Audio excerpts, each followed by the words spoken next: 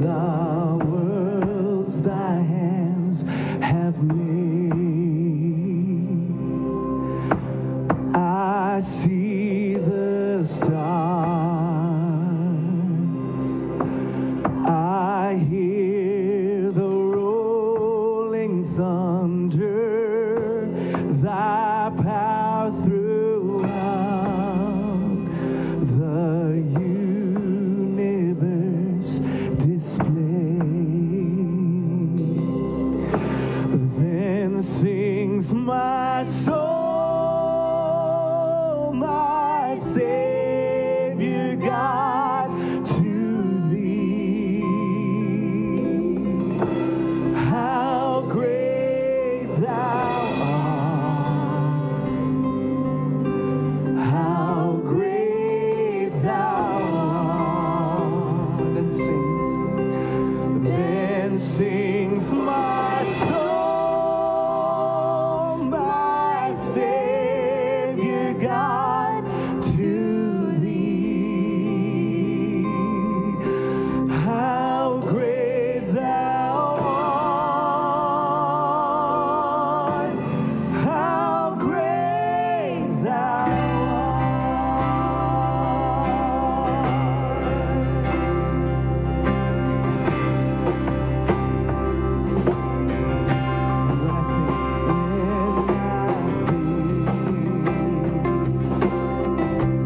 that God, His Son, not sparing, sent Him to die. I scarce can take that on the cross, my burden gladly bearing. He bled and died to take away my sin. Then sings my soul, my Savior God, to thee. Oh, how great thou art. You are great, Lord. How great thou art. Then sings my soul, my Savior God, to thee. Yes. How great thou art, how great thou art.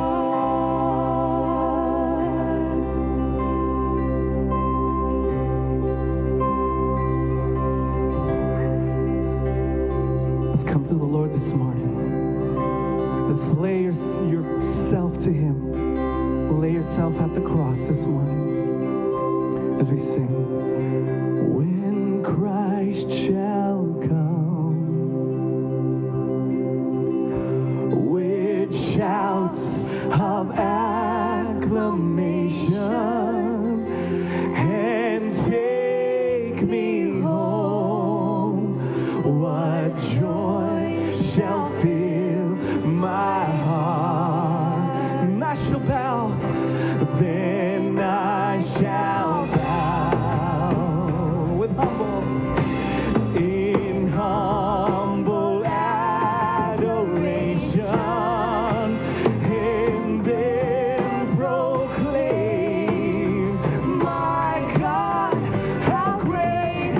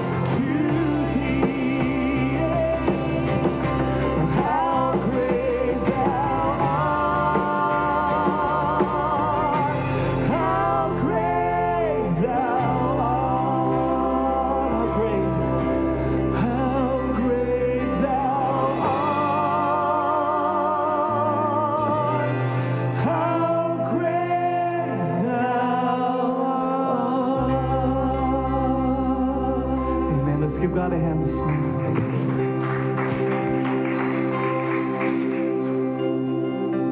So Christ was sacrificed once to take away the sins of many. And he will appear a second time, not to bear sin, but to bring salvation to those who are waiting.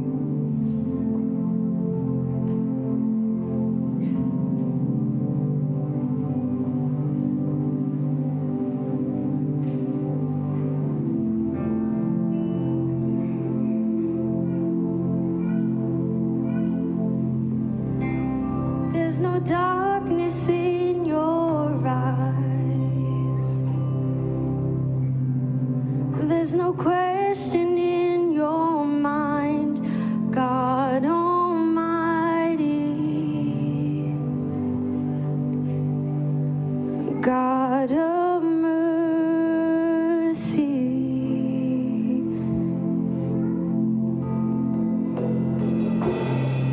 There's no hiding from your face. There's no striving in your grace, God of mercy. Amen. You're the God Almighty.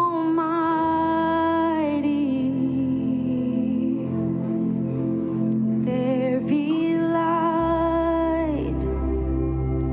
Open the eyes of the blind. Purify our hearts in your fire. Breathe in us, we pray. Amen.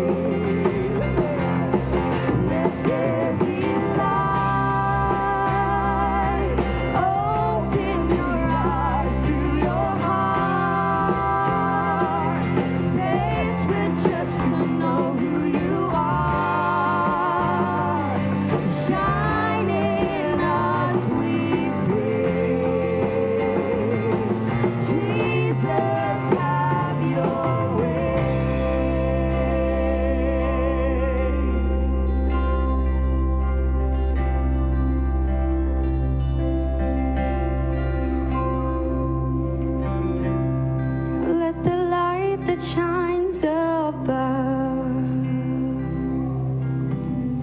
Become the light that shines in us. There's no darkness in your way, so have your way. Lord, have your way.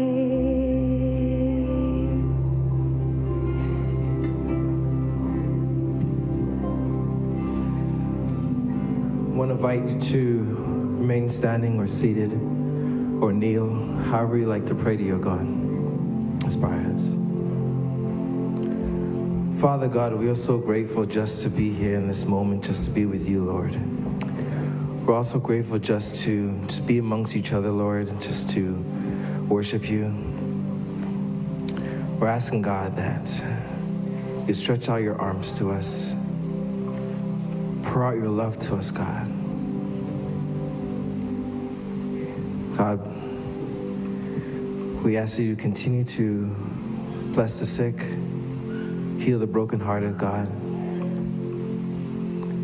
As we are in this Easter season, Lord, there's no timeline, there's no actual date of your sacrifice for us.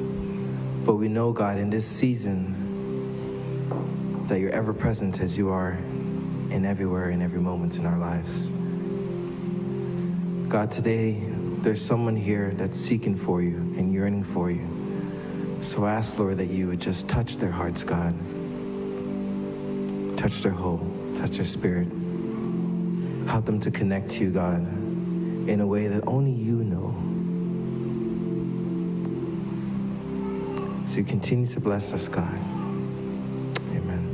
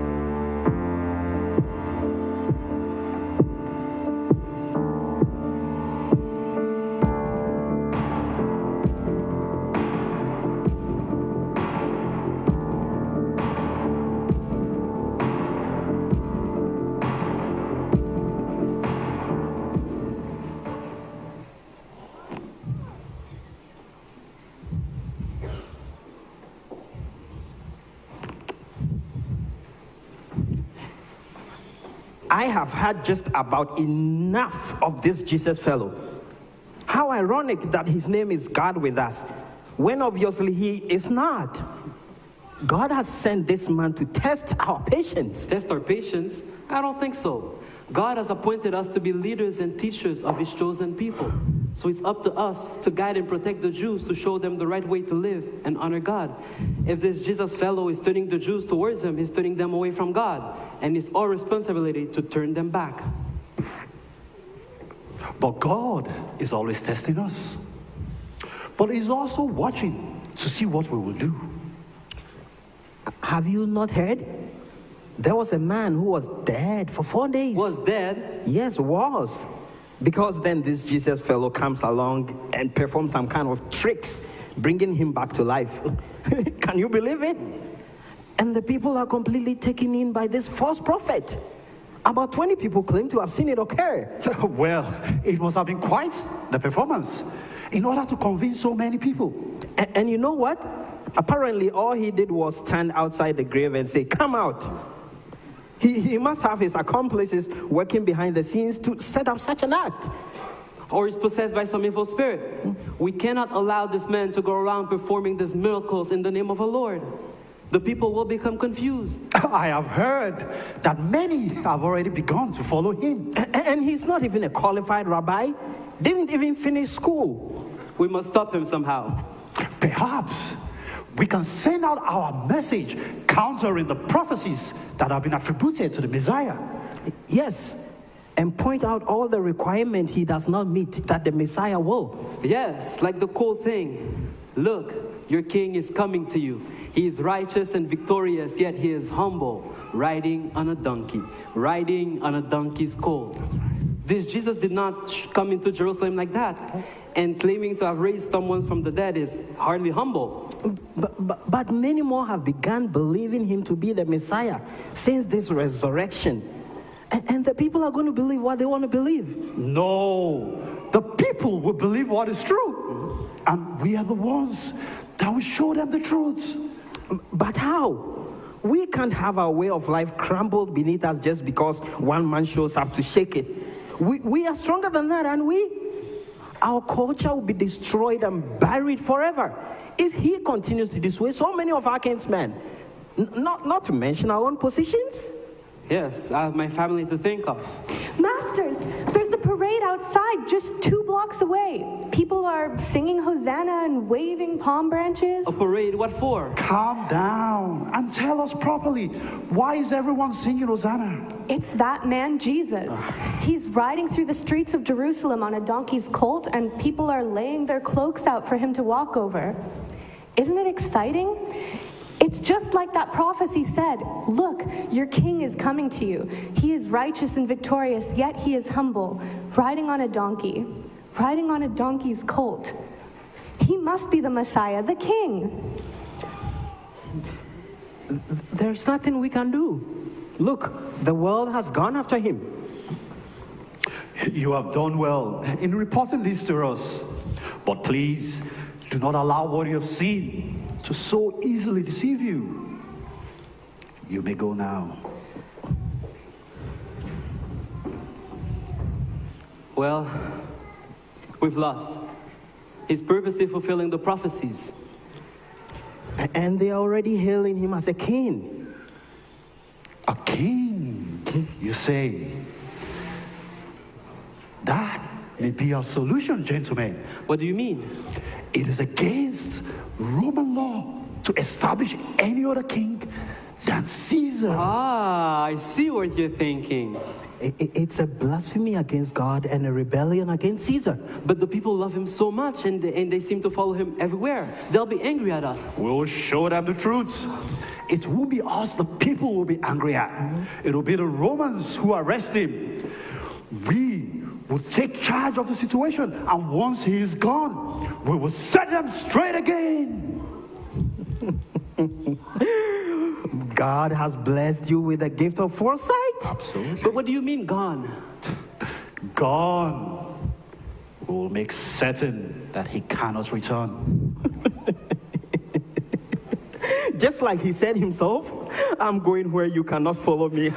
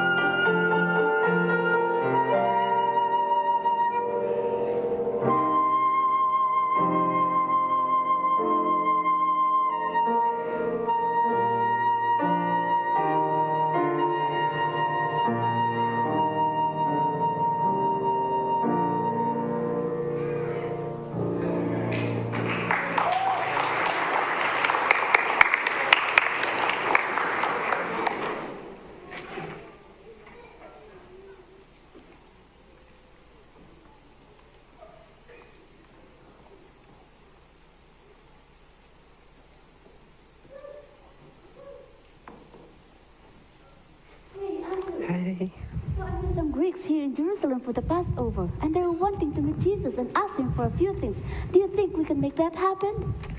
Well, maybe. Let's see if this is a good time. Hey. Hey, Hey, guys. Jesus. There are some Greeks who came here from Jerusalem for the Passover, and they would like to meet you. The time has come for the Son of Man to enter into glory. The truth is, a kernel of wheat must be planted into the soil. Unless it dies, it will remain alone, a single seed. But when it dies, it will produce many new kernels, a plentiful harvest of new lives. Those who love their life in this world will lose it. Those who despise their life in this world will keep it for eternal life. All those who want to be my disciples must come and follow me. And if they follow me, the Father will honor them. Now, my soul is deeply troubled. Should I pray, Father, save me from what lies ahead? But no, that is the very reason why I came. Father, bring glory to your name.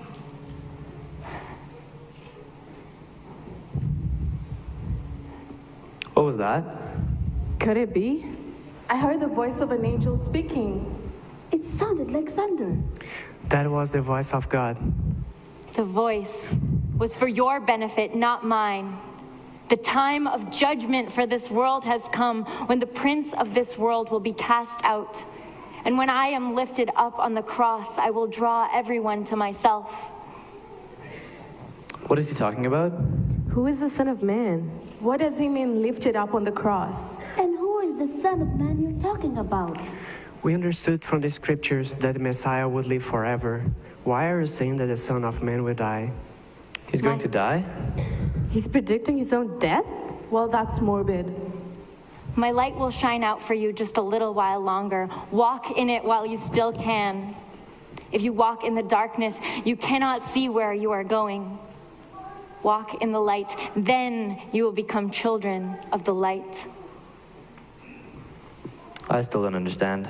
Well, that wasn't a very good introduction. We didn't even get to ask you more questions. If the Messiah is to live forever, surely he's not the Messiah because he says he's going to die on a cross. Imagine that. The Messiah dying on a cross? Outrageous. Well, your friend Philip was not very helpful. Obviously, he doesn't know who the Messiah is. You heard him yourself ask what he was talking about. I didn't know him that well anyways.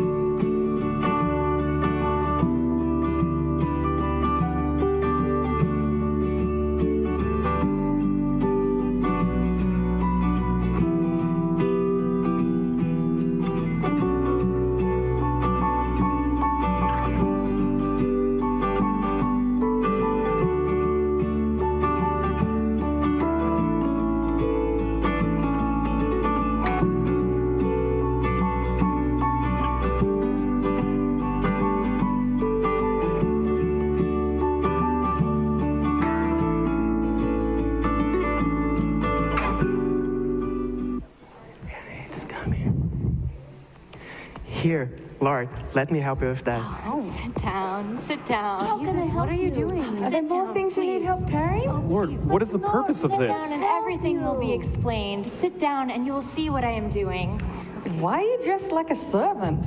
Are you making fun of my clothes, Thomas? But we just don't know what you're doing. Sit down, Just tell us how we can help. Sit down, everyone, and all will be explained. Watch, and you will see what I am doing. Oh no, Lord, I couldn't let you. Allow me.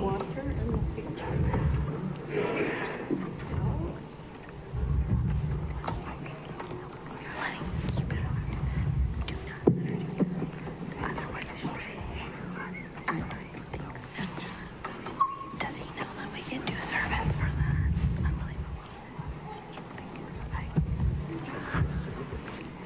I feel like this is really inappropriate. I have no idea. That's so strange. Really? Me too? I can't believe he's letting her. I know. I don't think it's right either, honestly.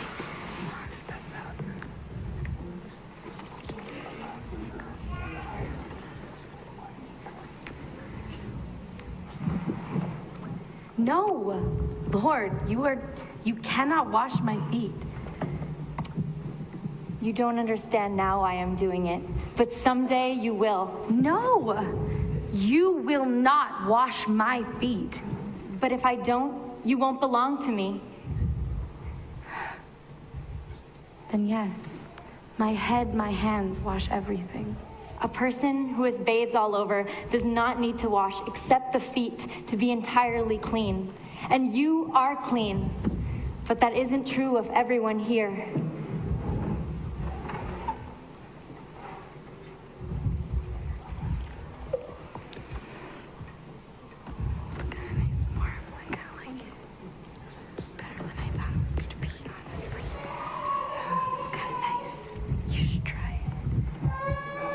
Do you understand now what I was doing?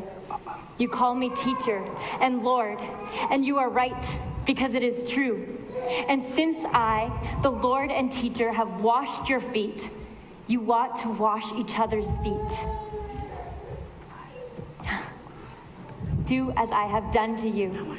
I have given you an example to follow. How true is it that a servant is not greater than the master, nor are the messengers greater than the ones who sent them.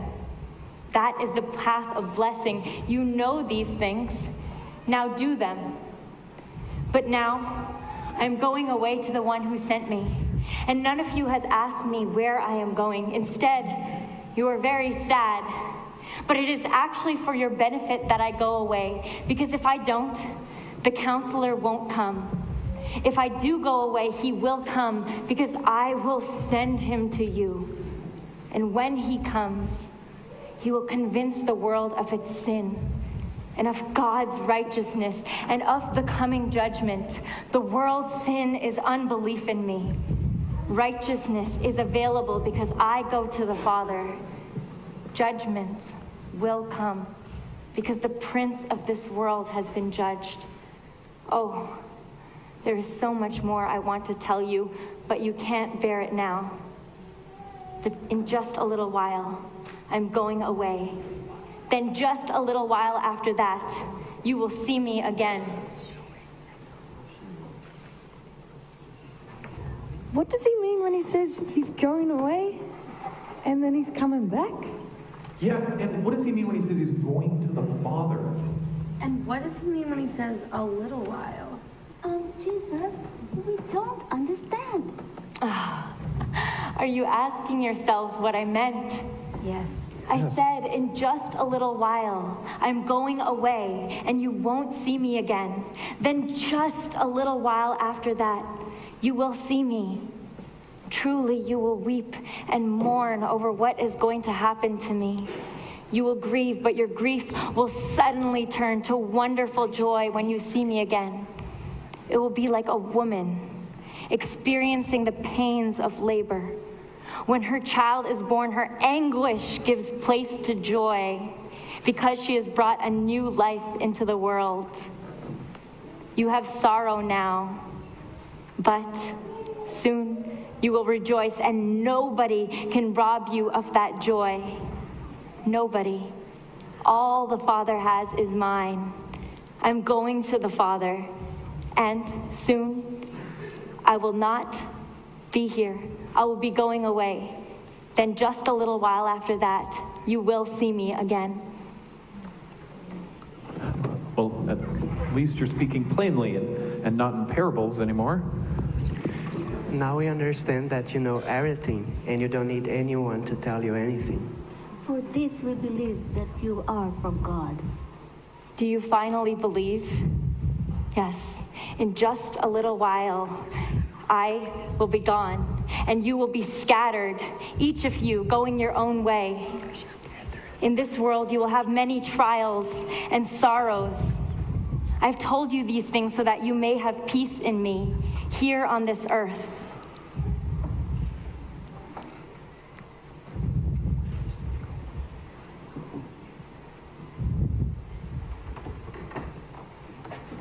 And then Jesus said, Father, the time has come. Bring glory to your Son so that he can bring glory to you. For you've given authority in all things on earth.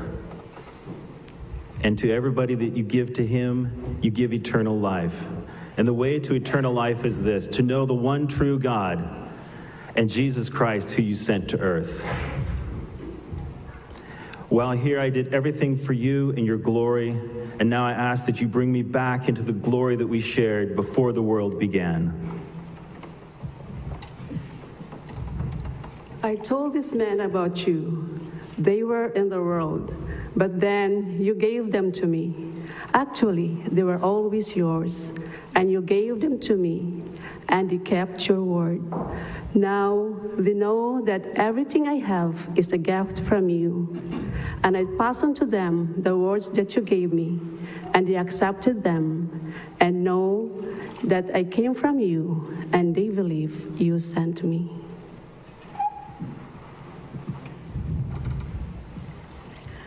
My prayer is not for the world, but for those you have given me, because they belong to you. And all of them, since they are mine, belong to you. And you have given them back to me, so they are my glory. Now I'm departing the world. I'm leaving them behind and coming to you. Holy Father, keep them and care for them, all those you have given me, so they will be united just as we are.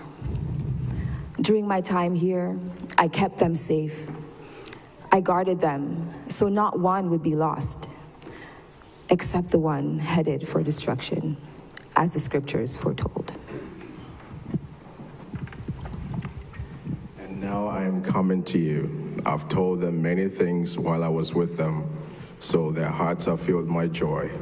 I've given them your word. Please keep them safe. I am not asking you to take them out of the world, but to keep them safe from the evil one. They are not any part of this world anymore. Teach them your word. Keep them pure and holy. The way you sent me to this world, I am sending them into the world that they might be entirely yours.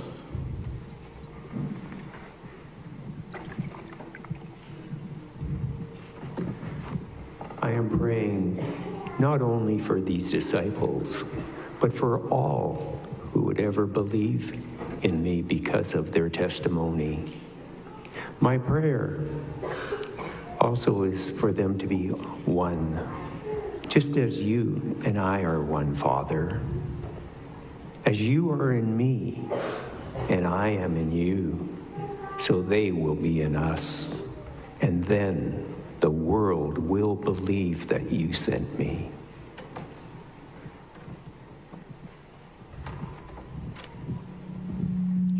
I have given the glory that you gave me, for all men to see that you love me, all being perfected into one. Then the world will know that you sent me, and that you love them as much as you love me. Father, I want this whom you've given me to be with me. Then the world will know that you sent me and that you gave me the love even before the world began. And he prayed, "O righteous Father, the world doesn't know you, but I do. And these disciples know you sent me. I have revealed you to them and will keep revealing you to them.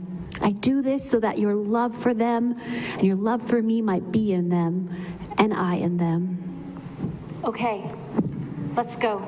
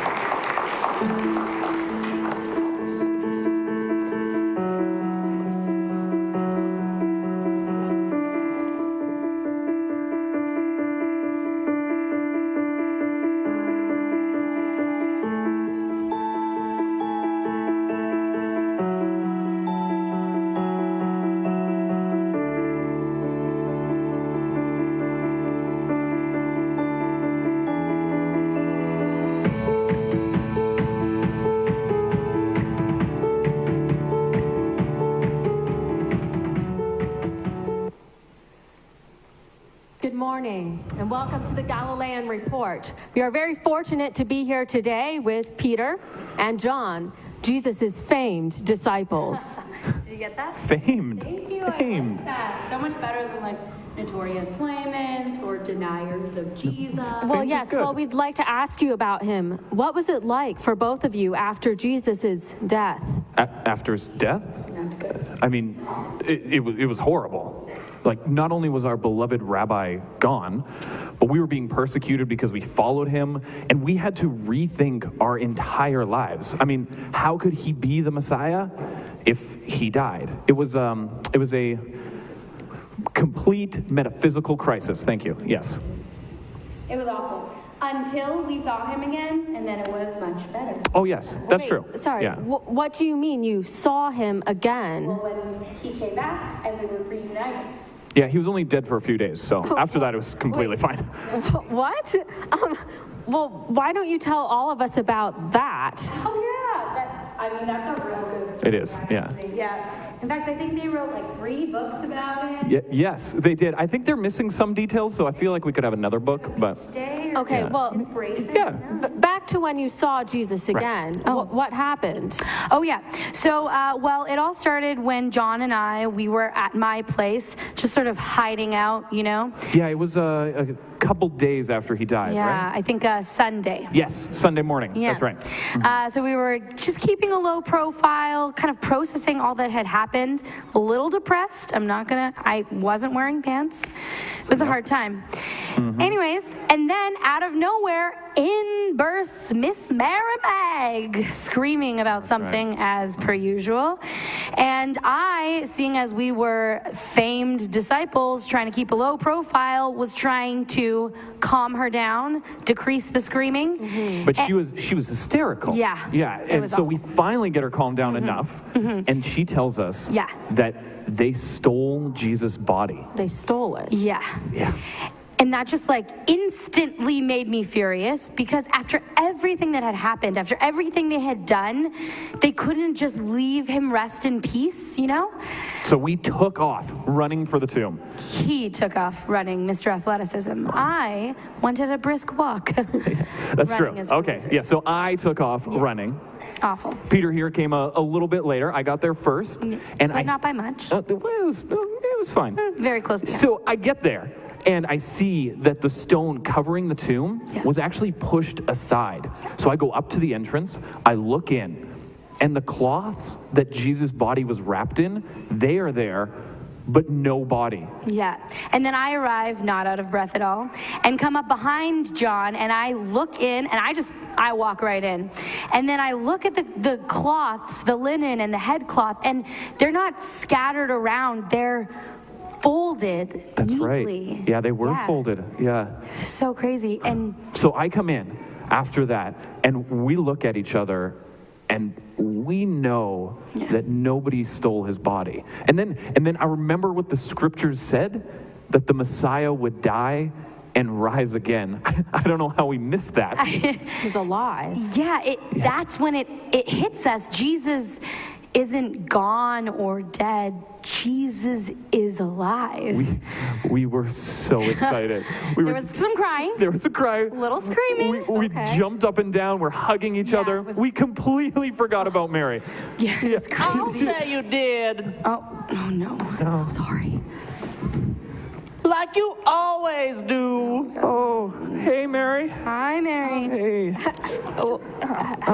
Oh, you're joining us. Sure. Oh, good. Oh, good. Good. Welcome. Good. I'm sorry, where did she come from? I thought Where did I come from? I live here. It's temporary. Very, Yeah. hopefully. Anyways, you asking about what happened after these 2 guys raced off without me, That is leaving correct. a distraught woman behind. Okay. We told you to stay there. So suddenly I'm alone in the house and I'm upset and I'm not 100% sure what I saw. So I decided to go back to the tomb to continue my mourning for Jesus. Yeah, but that's why we told you to stay there. Uh-huh. But what was I supposed to do there? Stay there. So I go back to the grave, and I guess I went a different way because I never ran into you two. Yeah, we were distracted. Yeah. So I go back inside the grave, and I am just a blubbering and a crying because how could anyone not have the decency to leave the dead alone? So I look inside just to make sure his body is really gone. And my, oh my, what a sight did I see. There were these two glowing figures. One at the foot of the stone slab where Jesus' body had been laying, and one at the head. And they asked me, why are you crying? And I said to them, because they have taken away my Lord, and I do not know where they put him. So I had my head down, and I was wiping away my tears when I noticed there was someone else behind me out of the corner of my eye. I figured it was just the gardener. So I said to him, sir, if you have taken him away, please tell me so I can go and get him. But then he says my name. He says Mary. And I turn around and look at him. Teacher, I say. And I wrap my arms around him and to make sure he is real. And this time I ain't never letting go. But he says to me, don't cling to me, because I have not yet ascended to the Father. But go and tell my brothers that I will ascend to my Father and your Father, my God and your God. Then what happened? Well, then I went back to the house and told everybody what happened. Loudly. Is this true? What was your experience afterwards? Well, we were all together talking about what had happened, listening to Mary's story and trying to figure everything out. And then, all of a sudden, Jesus just shows up. That's right. Okay, and it's not like he walked in. Yeah. It's nothing like that. The doors were locked. We were still in hiding because we were afraid. Windows covered. So that everyone's just all together. We're crowded. We're talking. And bang, just like that, he is there among us. It was amazing. Just imagine Jesus. Now, this alleged Jesus, did he speak? No, the real Did you Jesus. touch him? No, nobody touched him. Yeah. But he did say, so this is what he says. He says, peace be with you. Which, I mean, makes sense because everyone was kind of frightened. Super actually. stressed. Yeah. And then, but he also says, what else did he say? So he said, receive the Father. Yeah. And if you forgive someone, they are forgiven. And if you do not, they are unforgiven. And then he also said, as the Father sent me, so I'm going to send you. Mm-hmm. Yeah. Oh my, I almost forgot the best part. Oh, Thomas. Thomas. Yeah, Thomas. Good old Thomas the twin. The twin. Yes, The the twin. twin. Oh, yeah. Sometimes we call him Tommy T. Thomas. But- Yeah, good old Tommy. Anyways, so the first time that Jesus came to us, Thomas was getting ice cream or something. I can't remember. I don't know where he was. Honestly, Yeah. I don't know. But anyways, everyone was there. And so when Jesus leaves, Thomas comes wandering back in. And then we tell him what had happened, that we'd seen Jesus, that we'd been with Jesus, that Jesus was alive. And did he believe you? No. No, he didn't actually. He's cynical, to say the very. least. In fact, not only did he not believe us, he said, I will not believe you unless I personally see the wounds with my eyes, put my fingers in them, put my hand in his side. I will not believe. He was very adamant. It was a little bit graphic. Yeah. But then just a few days after that, we're all together again. So good. And this time, Thomas is there.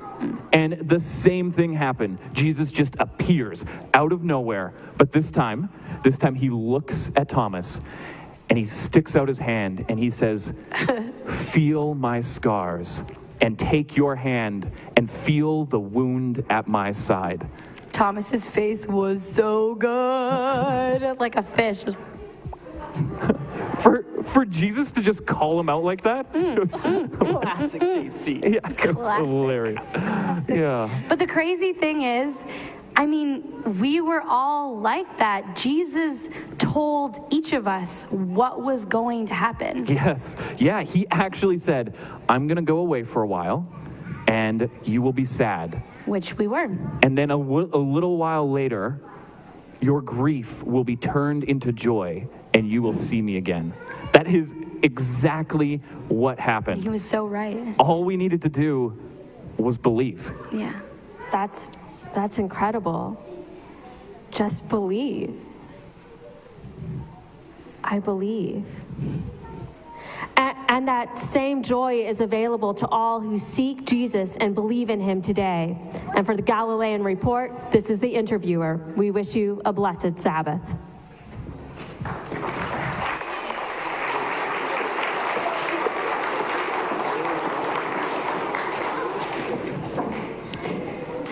The Gospel of John concludes with these words in chapter 20, verse 30 and 31.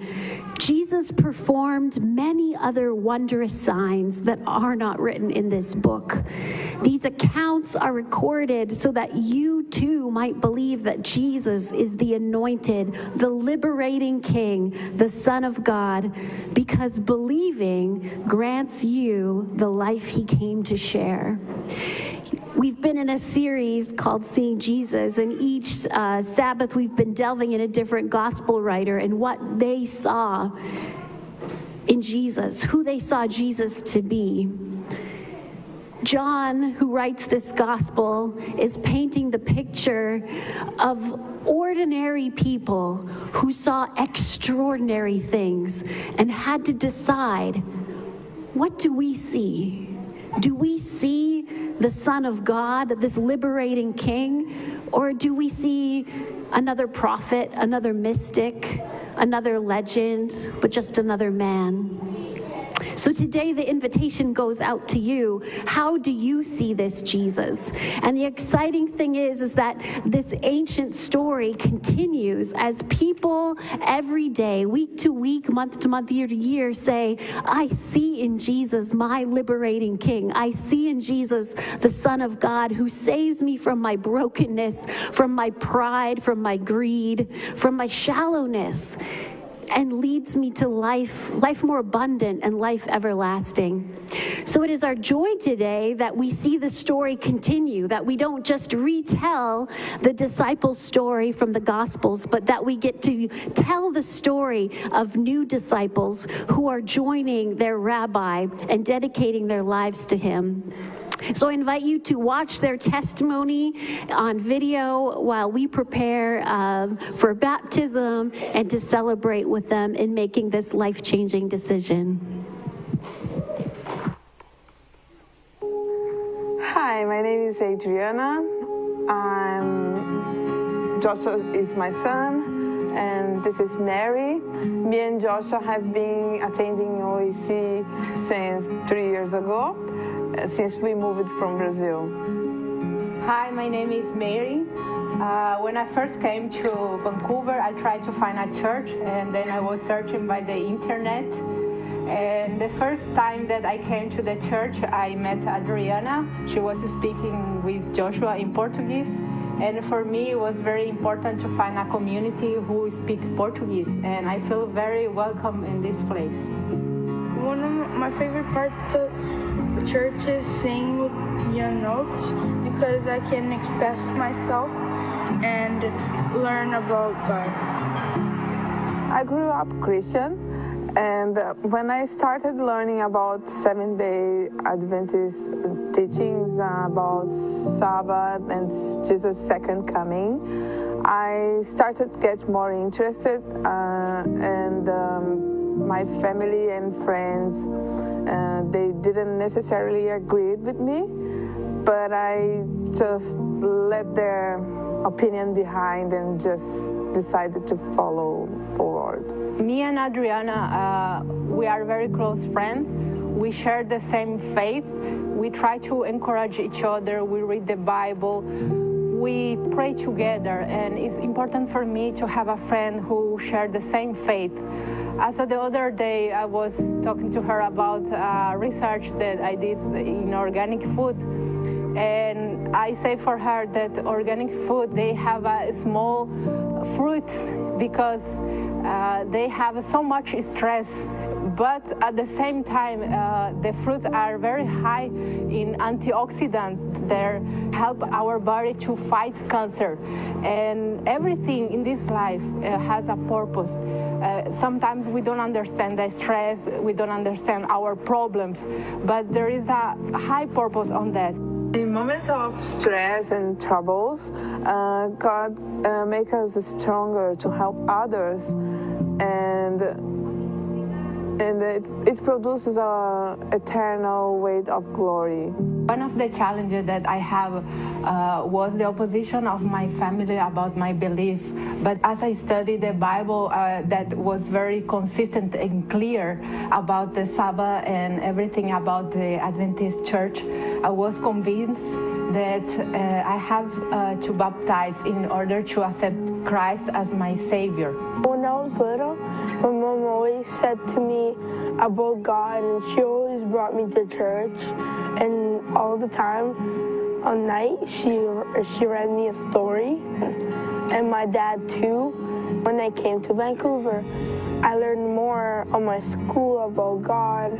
I learned on church, and I want to be baptized because I want to be open to God, and I want God to know that I'm here for Him, and I love Jesus, and I want to know more about Jesus, and that's why I want to be baptized. One of my favorite part of the Bible is Philippians 4:13, which reminds us that we can do everything through Jesus who gives us the strength.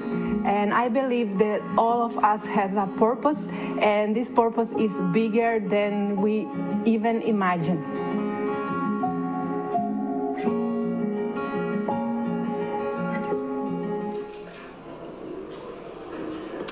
Amen, right? What a beautiful testimony that is of their journey with Jesus. And so join me now as we just offer a quick word of prayer over our friend Mary. Heavenly Father, I thank you so much for your daughter Mary and her decision to follow your example into the waters of baptism. I ask a special blessing of courage and endurance and perseverance. I thank you for her life of service that has already taken place at our church. And we ask that in this moment that she might hear your voice saying, "Well done, my child. This is my daughter Mary, in whom I'm well pleased." Thank you for receiving her today. We pray in your holy name, amen. Mary, we've said it on the video, but tell the church, do you love Jesus? Do you accept him as your best friend and your personal Savior? Do you believe the Bible speaks words of truth to your life today? Yes, I do. Because of your professed love for the Lord, and because of our studies and your testimony of faith, it is my joy to baptize you today in the name of the great I Am, the Father, Spirit, Son. Amen.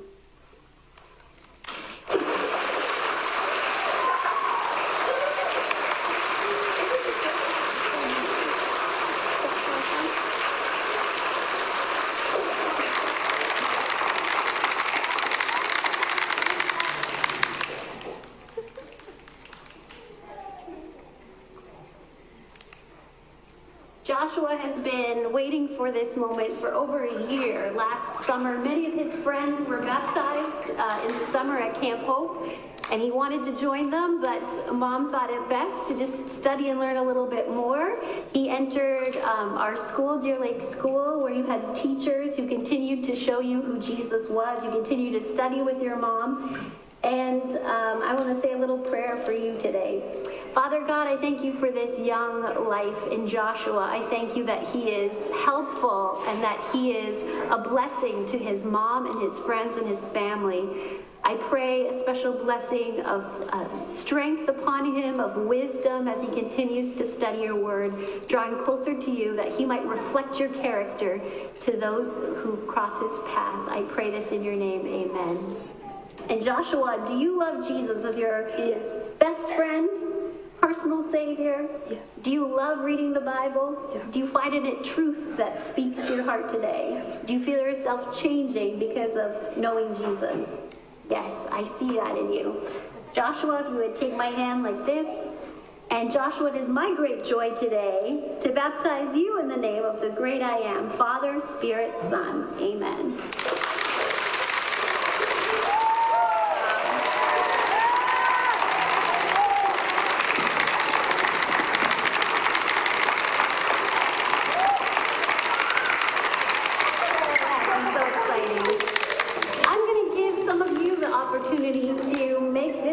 Testimony and a statement as well. Many gather at Easter who are new to church, who have maybe heard this message or seen it or felt something new today. But actually, I'm not asking you to stand up or make a decision. Instead, those who have been in the waters of baptism, who have said, I gave my heart and my life to Jesus, and I would do it again. I invite you now to stand and make that same testimony and declaration of your love of Jesus. Yes, please stand if you've been baptized and you want to say, I would make that choice again.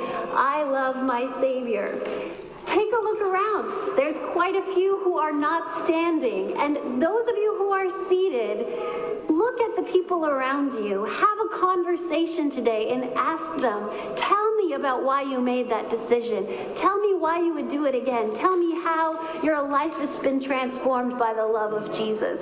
And let's have that conversation continue. Let's have the story and the gospel good news continue as we become part of it. Let's all stand and sing our closing song.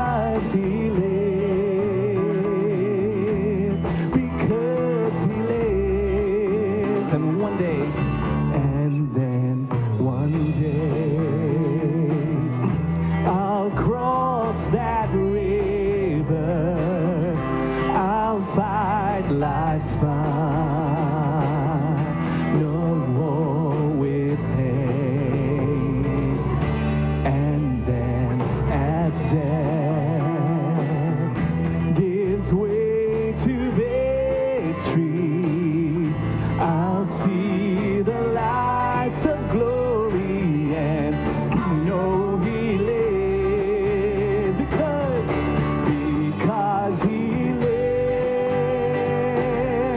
I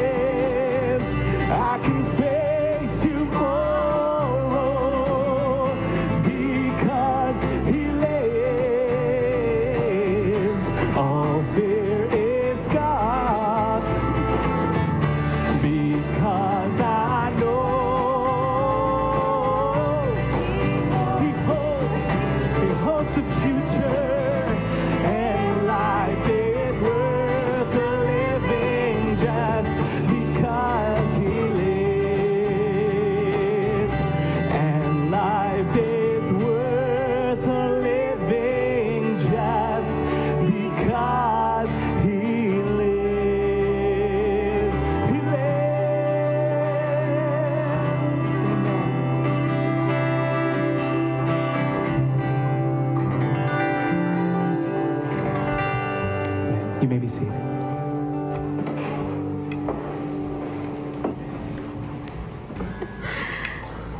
Hello, OAC. So this is the weekend where we celebrate God's greatest sacrifice for all of us. And as Christ followers or as Christians, one way that we can continue this act of service to our church as well as to our global community is through the act of giving through finances. And at OAC, we make it really easy to give. At this moment, we will have our offertory, and people will come by and you can put in your donations there. If you don't have cash or a check on you, you can also give online. You can give using our OAC app if you have a smartphone, and you can also text your gift as well, 77977. Thank you so much. If the ushers would please come forward, and we'll have a quick prayer. Dear God, we are so grateful for Easter. We're so grateful for the message of an empty tomb, because someday all tombs will be empty, because like you, we will live. And we're so grateful. Because you live, we can face any tomorrow. Thank you for your love. Amen.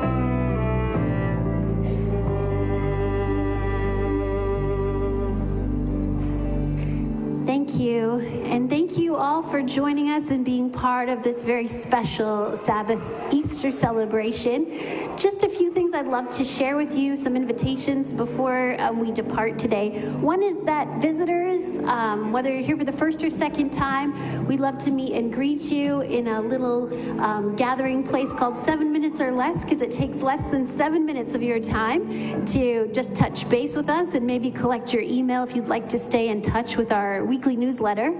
We also have a mix and mingle downstairs, so we hope that you would stay, that you would chat with the people who were involved in our service today, that you would share your stories of your faith walk and your journey with Jesus, or share your questions. If you are wanting to speak with me or have prayer, I know there's a few people who came today who would like special prayer. I'm going to be right here on the side of the stage after the service and be happy to pray with you or speak with you. We also live stream our services, so we want to say a very lovely Easter weekend to all of our viewers who are online. I'm sorry I left my digital devices that tell me where they're tuning in from, but we just want to recognize we do have a family, a church community, a faith community that spans the world, and we're so glad that you could be part of it. Particularly, I know people were watching from Brazil today in support of Joshua and Mary, so we want to say thank you to their family family from afar. We hope that, again, you continue rejoicing and celebrating and worshiping day by day, and that you would choose to grow your faith journey with us here at OAC. Let's just have a word of prayer before we dismiss. Father God, you are so good. It is our joy to sing. Because you live, we can do more than survive. We can thrive. We can taste what victory tastes like. And we have a hope that transcends this world. God, I ask a special blessing on every heart, every mind that has joined us today. May they feel your transformative power at work. May they feel your Holy Spirit in this place. And may we spill out from here into our neighborhoods, into our families, into our social circles and networks, carrying the light of your love with us, is my prayer in your holy and precious name, Jesus. Amen. Thank you again. We'll see you hopefully back next week.